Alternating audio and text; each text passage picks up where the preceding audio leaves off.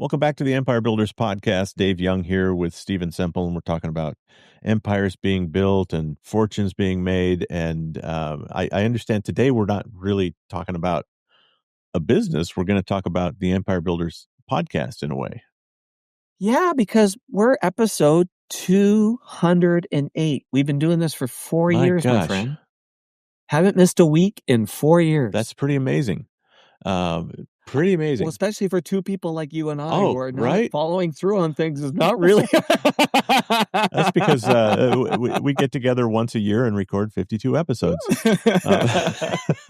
Yeah, well, and No, on we top don't of do that, that. after I download these, we have a team of people who produce it and post it and all that other stuff. That's the key. That's the key. My job is, as I think I've mentioned before, is to show up. Yeah. And so you wanted to talk about, just sort of reminisce and see if there's lessons learned about this. Well, here's the funny thing is normally something like this would be like, hey, David, tell us your favorite episodes. And your reply would be, the favorite episode was the last one you did because, Exactly.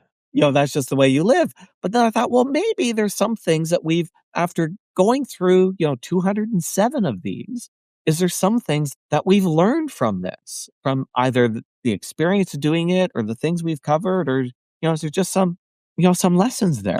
So do you want me to go first or you want to go first? Whichever way you want to do it, my friend. Go ahead. Okay. So for me, probably the most interesting thing has been the research of these stories, because all these companies have got these great stories. And even after we go through the stories, it's amazing how often, like you've said, this is now my favorite whiskey. We did one recently on a cookware company, and I then went out and bought one of their frying pans after hearing the story. They actually do create this greater connection with the business. But here's the crazy thing. They're all great stories, and they're all hard to find. People are not glorying in these stories. They're not actually sharing them. They're not on their website. They're not prominent. And even if there is something that's on the website, it's all positive milestones.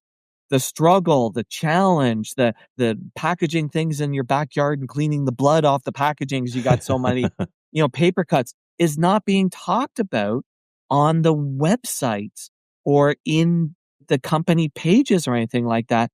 They're obscure, and they're coming out with interviews with the owner, or there's some weird researcher who's really dug into things. And I look at it and go, I don't understand that. Why are you not wanting to tell these stories about your business? I love that. Like, literally, all of these things should be just on their homepage and they're about you. Absolutely. And it isn't. These stories shouldn't be hard to find. They should not be. And they absolutely are. And to me, that's the part that I find incredible. Incredible. Why do you not want to share these things? Especially if there's mistakes that you made that you had to overcome. Right? Well, thank God that they're not telling the stories. Otherwise, what would we be doing? Well, that's true. If they all, if they all started to do that, we could just shut this podcast down and do something different. Yeah. So there's a couple things to me that I get out of this that I would miss if we weren't doing it. One is as an advertising and marketing consultant and working with my own clients, these conversations just help me focus back on that whole notion of we're looking for strategic moves and unleveraged assets businesses can use, and the business topology that we're able to focus on in these helps me do better work for my own clients, right? Because when you start examining all these other success stories and you go, oh, well, here's what they did. Yeah, that would absolutely apply to this client. Let's take that idea to them. And the other big thing for me, Stephen, and I'm going to get a little personal here, but thank you for I enjoy the conversations that we have when we record these. Yeah, they're fun. And to me, it's not work. I'm not doing the research. I show up and I have the conversation. It reminds me of the days when back, years and years ago, when I was a morning show guy on the radio station, and my job was to show up and be the morning show guy, right? And so I enjoy it. I enjoy the conversations. It keeps me focused and keeps me in the game, so to speak. And The other thing I really enjoy is someone coming up to me in Austin or at Wizard Academy somewhere and saying, "Hey, you're the guy from that podcast." I'm like, "Yeah, I am." So there's that that You that got to carry a Sharpie with you now so you can that sign your little name. nobody's asked for a signature yet, uh, but it's always fun, right? And I love that there's that parasocial effect a little bit. People feel a little bit like they know me, even if we've never met, because they've listened to a few dozen podcasts. Yeah, it's So cool, isn't it? that's always kind of fun, and Yeah. yeah, I love doing it. I'll do it as long as you want. And that parasocial effect is Oh, real. absolutely, yeah. It's a real thing. And I appreciate you also talking about, the business topology, because the whole idea for people that the concept behind business topology is the problem you're facing has probably been solved. And often it's been solved by somebody who's not in your Exactly. industry. If it was solved inside your industry, it would be a problem that's easily solved. And so the whole idea is to look outside your industry, look to other businesses. And if you can find somebody who the shape of the problem, how they define the problem was similar, Mhm. their solution will probably work for you. Even though, I make cookies and that's a furniture Yeah. company, if the problem is the same, the solution will work. So that's the whole idea behind business topology. And at its core, when you look at this is like over 200 examples of business topology. Yeah, I think that if you're a business owner, you just let these kinds of stories wash over you, and Yes. you will have an aha moment, right? Yeah. There will you'll be struggling with some problem, and when you listen to a couple hundred ways other people solve problems, all of a sudden, things start to click in your brain, and you go, "Oh, I bet I could solve my problem by applying that lesson." Stay tuned. We're going to wrap up this story and tell you how to apply this lesson to your business right after this. Hey, it's Steven Semple here, and I have a special offer for you. As you heard in this podcast, I really feel it's important that businesses tell their story, and so many businesses don't. And I believe they don't because I feel like they really struggle to find their story, discover it, and figure out how to best tell it. So here's the offer I have for you.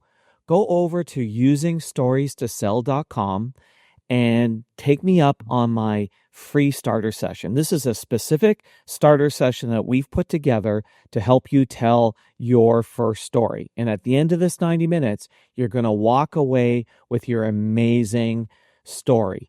I've had the opportunity to travel around North America doing these group workshops where I have tested out this methodology, and I know that at the end of that 90 minutes, you're going to have an awesome story to tell. So take us up on that because I look forward to hearing your story. And again, that's usingstoriestosell.com.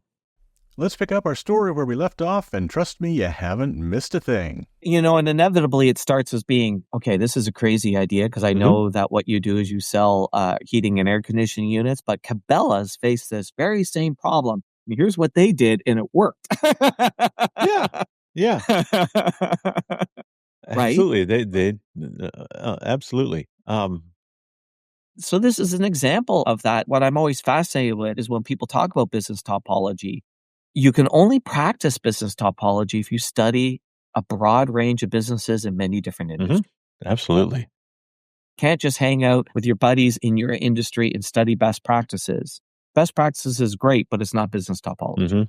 Absolutely. If I may, put a shameless plug in for Wizard Academy. Go right ahead. Yeah. We have a class, it's called Da Vinci and the 40 Answers, and we take a look at Leonardo da Vinci and his innovative mind and his background, but we also then take a deep dive into a thing called TRIZ, T-R-I-Z, and it's a problem-solving system that was developed by Heinrich Altschuler. It's basically there's only 40 ways to solve a problem. There's only Yes. 40 things you can do, and we teach all 40 of them in a couple days. So if you find yourself always trying to solve problems, it's a great class for that. And it happens in October. It's set up for October 15th, 16th. And And it's taught by a real rocket scientist. Mark Fox. Yeah. So it's Yeah. It's a lot of fun, but it's also that whole notion of a deep dive into business problem topology. Yeah. And how to solve things with 40 different lenses that you can look at your problem through. Yeah. There's plenty of room left in that class. It's a ways away, right? It's in October, but act now. It's at wizardacademy.org. You'll find it. Look for Da Vinci. You can see how the parasocial influence, like you'll greet me like you know me. Great, and ask for a signature. We'll hug as if we were best friends forever. Now stay for a signature. So he gets his first one. We really need him carrying a Sharpie around. And I think, to me, you can sit and listen to something like this, and you'll take it in. My own experience is, if I'm involved in the conversation, I remember it better, and I can apply it in more ways. So when you're in a room full of people that are all interested in the same thing, and you start having these conversations and giving examples, there's a great deal of power in that. And I'll tell you this. This is an insider secret, okay? All right. I'm listening. If you're listening to the Empire Builders podcast, don't tell other people about this, please.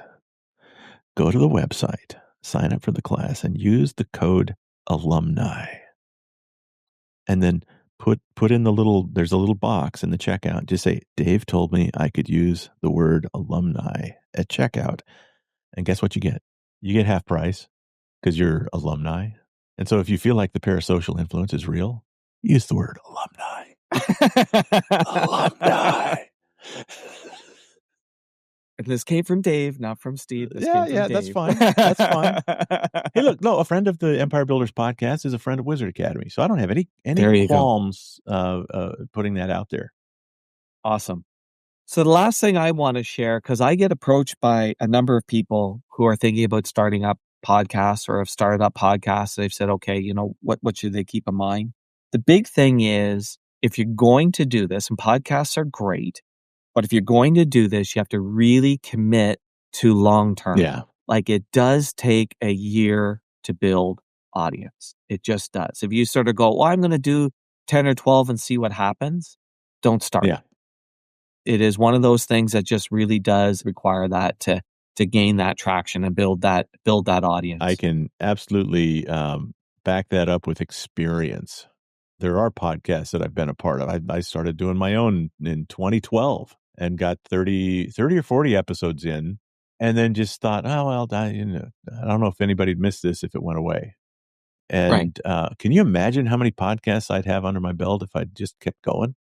It's too bad we weren't friends back then. Right? We would have figured out a way to make that work. I know. Yeah. So yeah, keep going. Find a way. And in our case, the way to find a way is to find some other people to do the parts that you don't like to do, and maybe you don't have time to do. Yes. And when I started on this, the lens I started with was, it was a minimum commitment of a year. So it was 52 episodes. So first of all, it had to be something that I felt like I could research 52 times. And then there was a whole pile of things where the goal was, and even in the early days, the first few weren't done that way. But the goal was, okay, how do we have other people do certain pieces? Because what I knew was, if the production was up to you or I, it was not going to happen. Yeah.